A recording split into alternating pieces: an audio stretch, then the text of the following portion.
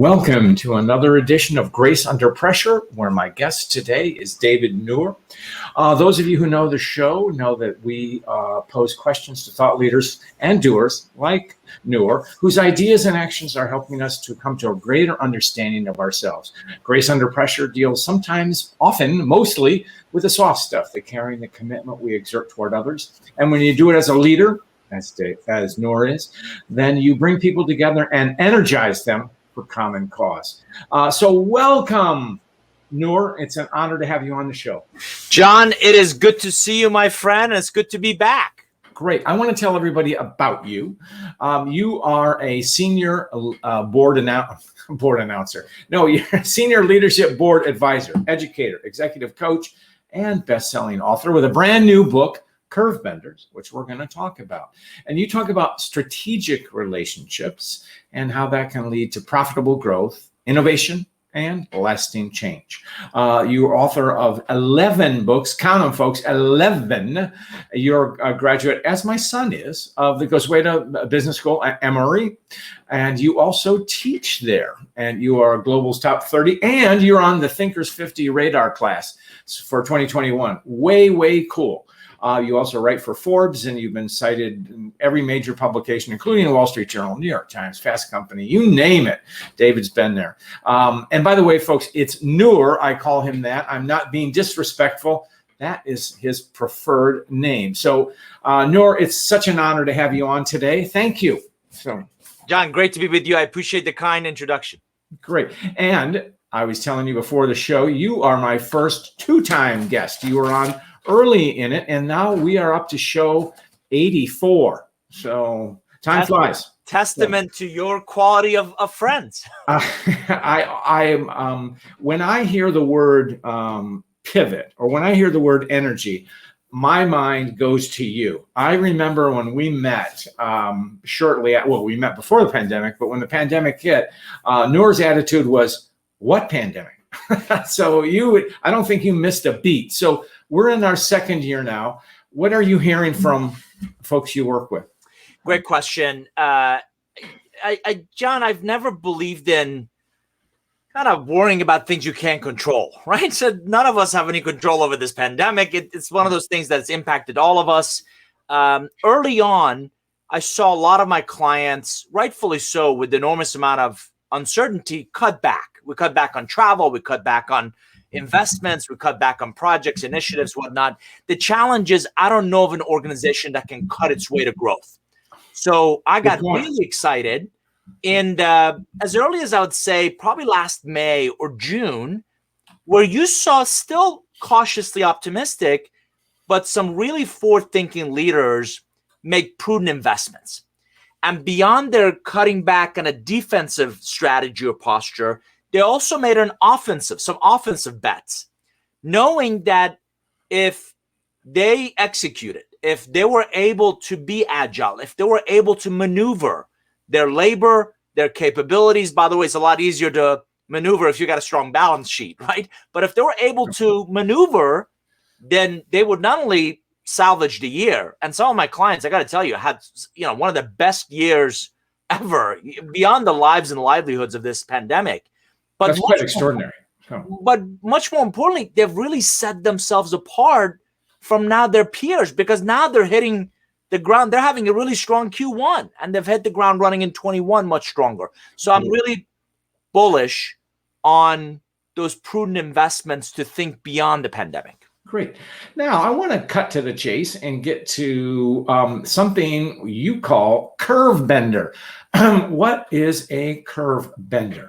Sure. So the common question is this something I thought of through this pandemic? The answer is no. I actually started thinking about this idea about 4 years ago. So back in 2017, I published my last book called Co-Create.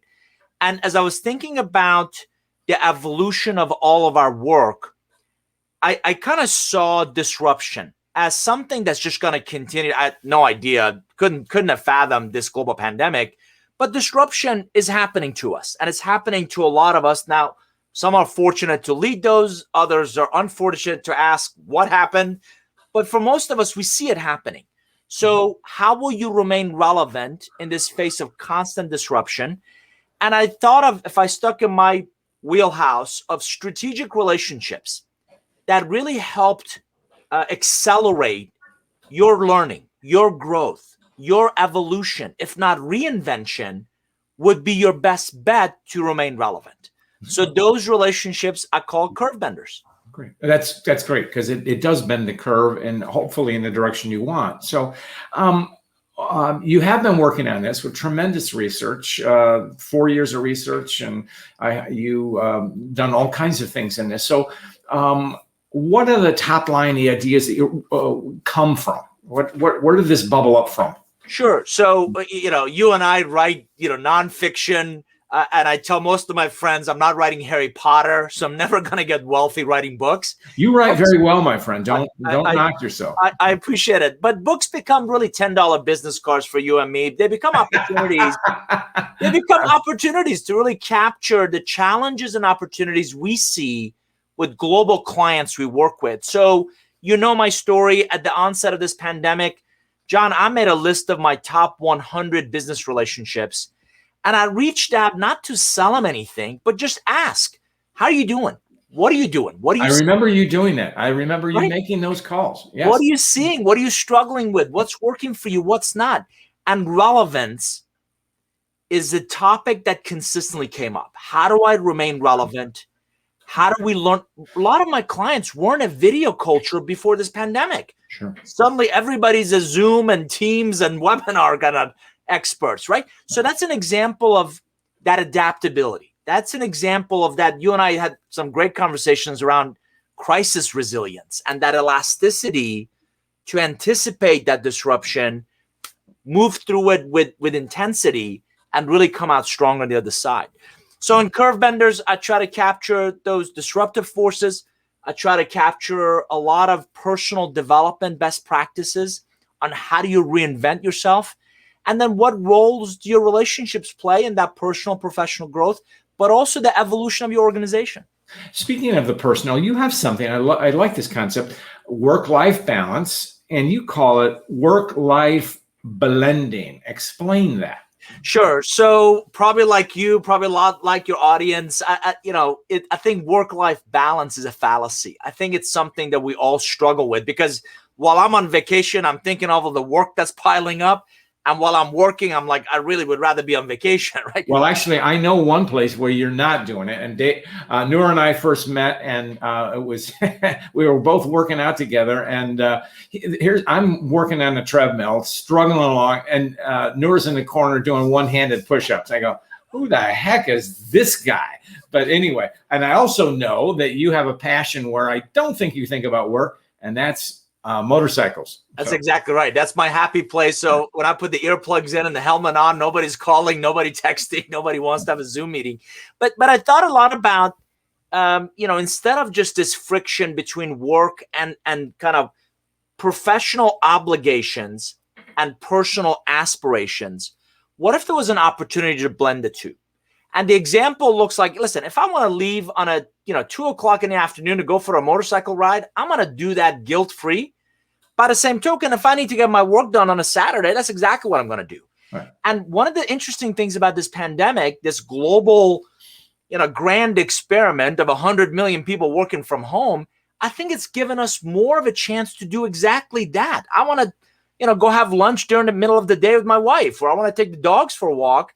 But then I'm going to come back to work when the kids go to sleep and get my work done. So how do we integrate the two, not in terms of a work life or a personal life, but you really only have one life? Let's explicate this a little bit because you have a wonderful model.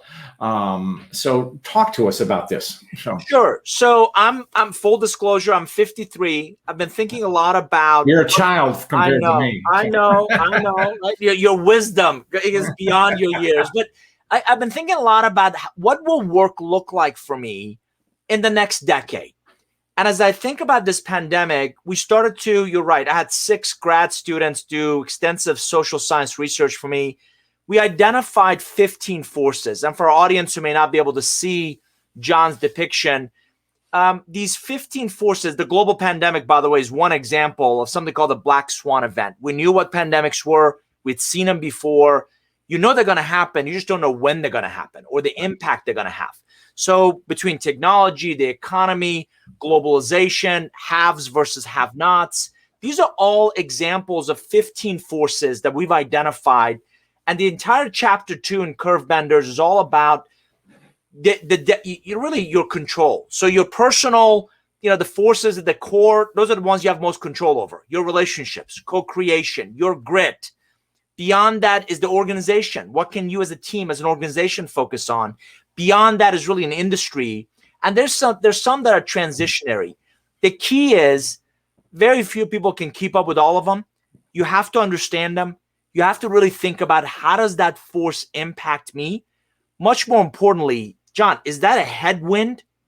Is that a tailwind that could thrust me forward? Or is that going to be a turbulence of a period of time that I just got to sustain and get through? So if you understand that, and at the end of chapter 2, I give the audience a scorecard, then it helps you proactively manage, plan, and really prepare for that next disruption that might be ahead. You have an interesting concept that you explore, and it's called NonLinear Growth. Please explicate that. Sure. Small-minded people like me. That's okay. So if you think about that the last idea of this, disruptions are going to keep coming at us. My supposition is the only way you're going to remain relevant is if you continue to learn and grow. For most of us, that learning so far has been a linear growth. So you learn. Maybe at some point in the future, you'll apply it. A really good example of that, a sad one, is our 4-year degrees. We'll invest 4 years to go get an undergraduate degree. And I'm not downplaying the value of it, but I don't know when was the last time you used differential calculus. It's been a few years for me, right? By the way, I used it this morning. Right? Gallup organization says that, less than 30% of Americans are in the field which they studied within 10 years of graduating. So that valid point. Yeah. That linear growth may or may not come in handy.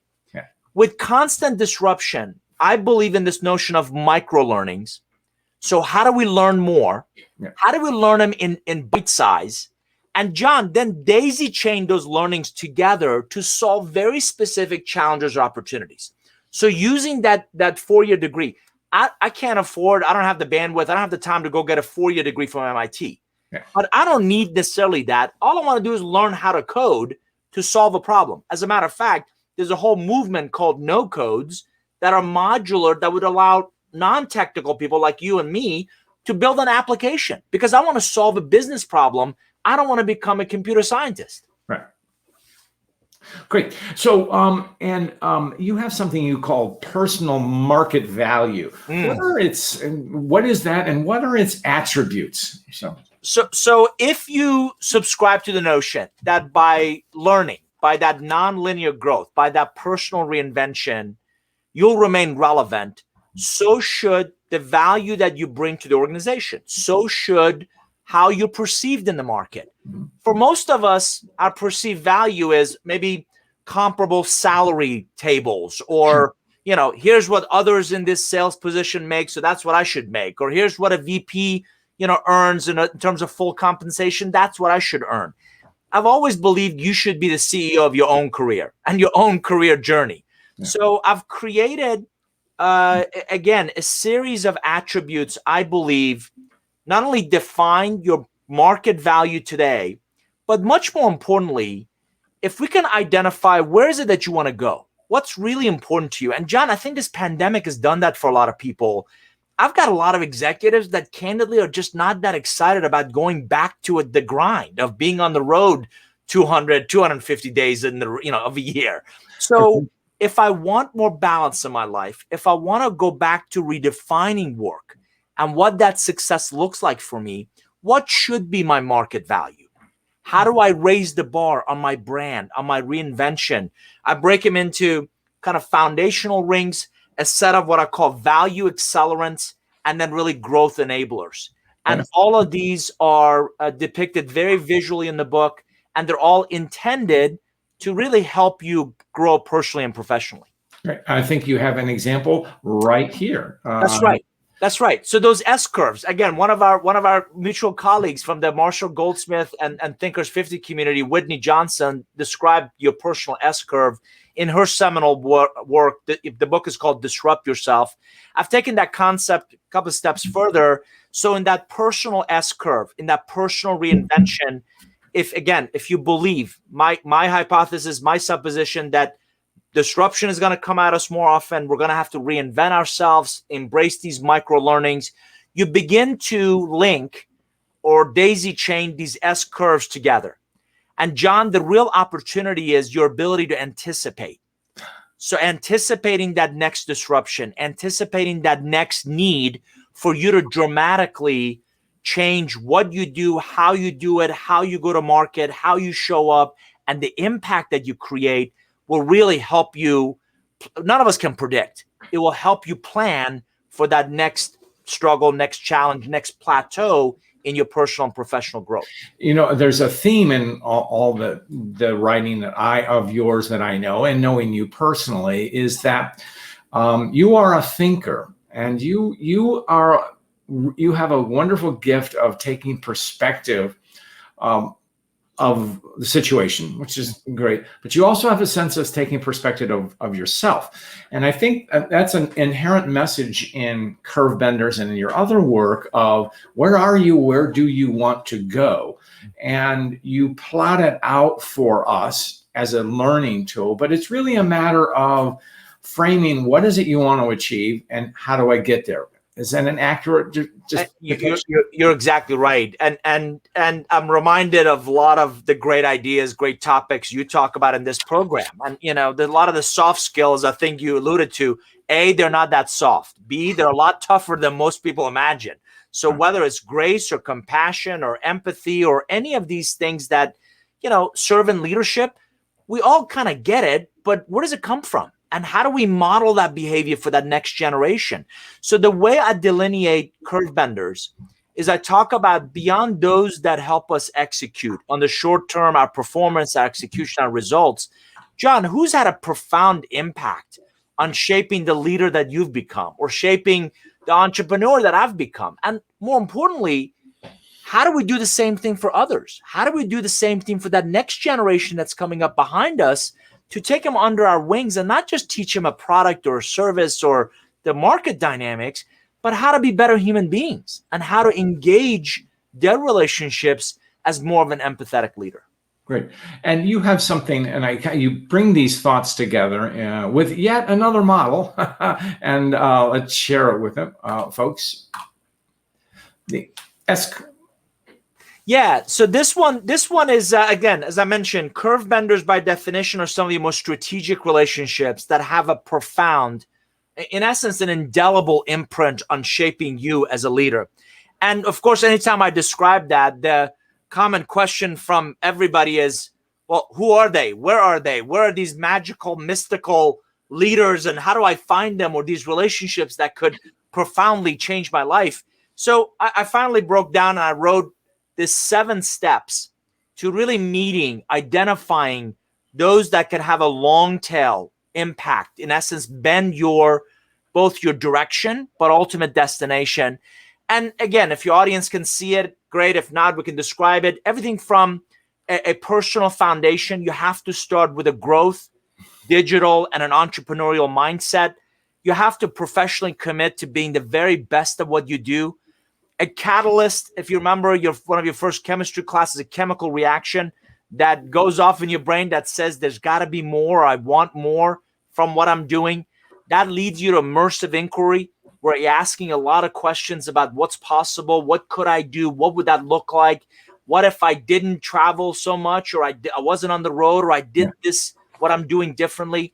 Let's stop here right for a minute, because I think the immersive inquiry is where you're blending the world of human development, appreciative inquiry, into strategy. And this is what makes it a differential for you, is when you're asking questions not only about business, but or one's career, but about oneself and where do I want to go. So I love this idea, immersive inquiry. And that's a discipline, is it not? It is unequivocally a commitment to jumping into that topic, that direction, that future growth that I'm after, right? So you and I meet a lot of people that aspire to get to a place. You ask them, what are they prepared to do? And the response is, let's be honest, underwhelming. And John, we meet a lot of people who want to accomplish great things. I'm just not convinced they're willing to do the incredibly difficult work necessary to become world class. So immersive inquiry is, don't just tell me you want to get somewhere, show me, right? Yeah. Show not just me, but yourself. And the next step was your relationships. Show them that you're committed to, right, the best. And this is really about the best version of you. So how do we get to that fulfilled, that not just professionally competent, capable, but holistically fulfilled? Because again, you and I may have had this conversation. I've never seen a Hearst, with a U-Haul, behind it. You can't take any of this with you. True. Right? So, I want to accomplish, and I want to achieve, and I want to earn. But I have a mentor who's driven into me that true wealth is discretionary time. That's a great example. And you use the term strategic relationship, and we know what it means in the business world. What does it mean for us personally? What's a strategic relationship? Sure, John. These are people that they don't have an agenda, other than they've demonstrated a vested interest in you personally. They want to see you learn. They want to see you grow. They see, and you brought up my interviews. I've actually interviewed 128 executives for this book. And one of the questions I asked them is, who were the Curvebenders in your life that really impacted your world? And by the way, what do you believe they saw, or is there a common thread between these individuals? And the consistent response through our research, through these interviews, was they saw the best version of me, even when I didn't see it myself. So if you think of somebody like Marshall Goldsmith, who brings us into this community and genuinely sees the best version of us and nurtures that through our various gatherings and things we've done over the years. And that's an example of a Curvebender in all of our, look how much richer your life or my life is because of that one act of kindness, one act of giving to others. And what I like the way you're building on this, and using Marshall as the classic example. Our organization, it's the one principle of it is it's we share, we are generative, and that's really the true legacy of Marshall, and will be the organization, and all of us together. We're committed to, we get together, we like one another and all that, we respect one another, but it's what we can do for one another and others. And so there's a generative aspect to strategic relationship, as I understand it. Am I correct? You're exactly right. And again, Marshall doesn't ask you or me for anything. He doesn't have any expectations of quid pro quo. Like, if I do for you, tit for tat. If I do for you, you're going to do for me. That's not what a strategic relationship does. They bolster you. They elevate you. They push you. It isn't just all hugs. They push you to think. I don't know about you. Every time I'm around Marshall or people like Alan Mulally or Harry Kramer or any of the hundreds of people that you and I have been blessed to meet through that community, they push you to think and really elevate your own perspective, and you constantly want to be the best version of yourself. That's really a definitive example of a strategic relationship. Is a mentor a strategic relationship? Absolutely. In my experience, mentors, coaches, great bosses tend to really come into our lives in a sliver of it, maybe in a point in our lives. Conversely, Curvebenders are with us for a longer duration, or they're with us and their impact, John, and that's the real delineation for me.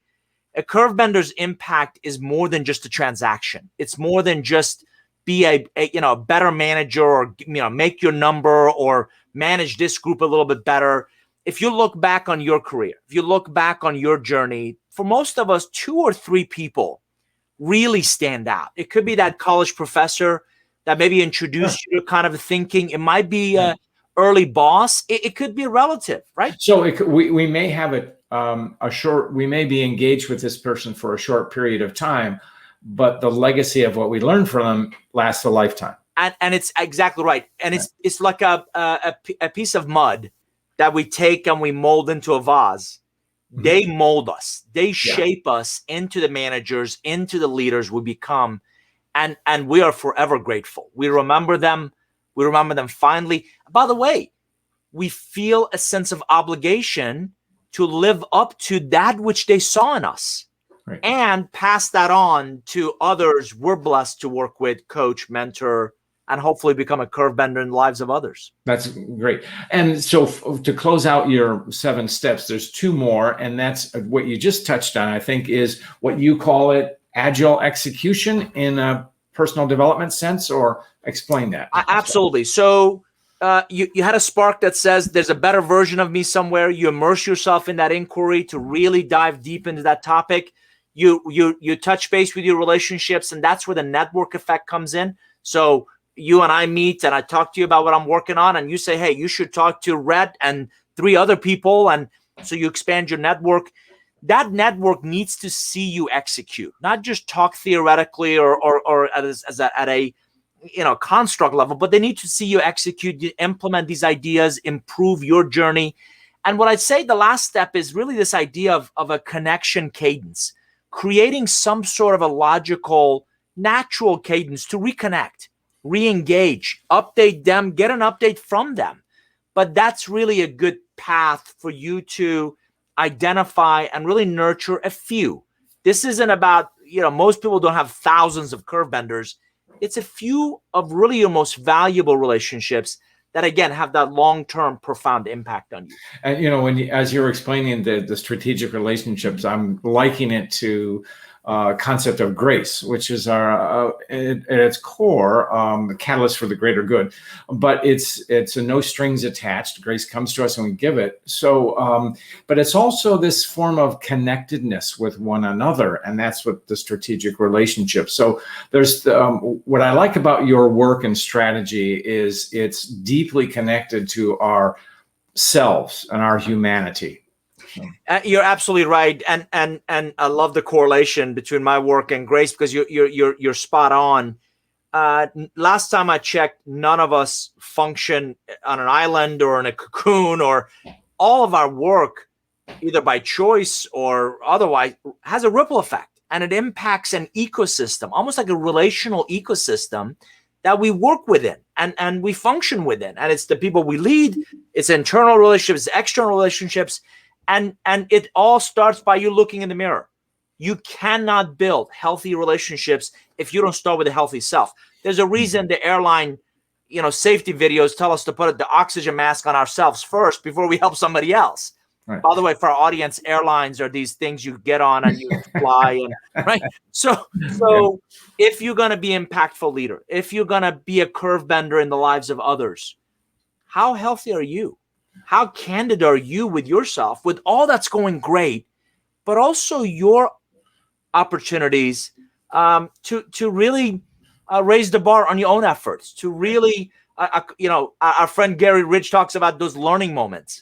Yeah. Where are those learning moments for you? Where are those growing edges? That's another way to think about it. Great. Where are those growing edges for you to then become more impactful in the lives of others? Sadly, we are coming to the end of our designated time. And as you know, I always ask a guest about grace, and you had a story the last time. Do you have a further embellishment of it based on grace? So, or not that story, but another story? So. Yeah, I am like you. I'm grateful for individuals you and I are able to touch in some small way. I recently got an email from an executive manager that I had coached years ago, just became president of a country, and his email. That's pretty special. For work-wise, not political, work-wise. Oh, okay, president of the country for his job, yeah. And his kind email was, "I wouldn't be where I am without the things I learned from you, John." I'm talking about 20 years ago. Wow. And he not only heard it, and he was a student. This isn't George Meath. Credit goes to him. He heard it. Yeah. He internalized it. He applied it. He's developed his people to get the recognition. And now, I think he's the number 3, number 4 at this company. So those kinds of things, I don't know about you, refill my cup. And They they do, allow us and to keep going and doing what we do.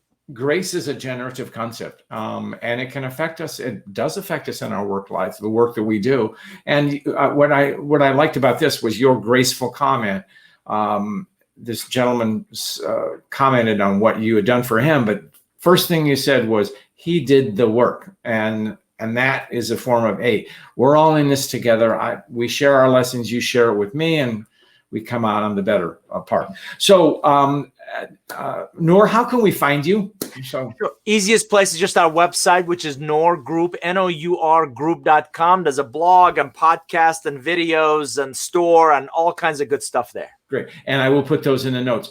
Nour, it's been such a pleasure to have you on as my first two-time guest. So with that, like Saturday Night Live, do I get a jacket if I appear like 5 times, or what? There's got to be some sort of prize for this.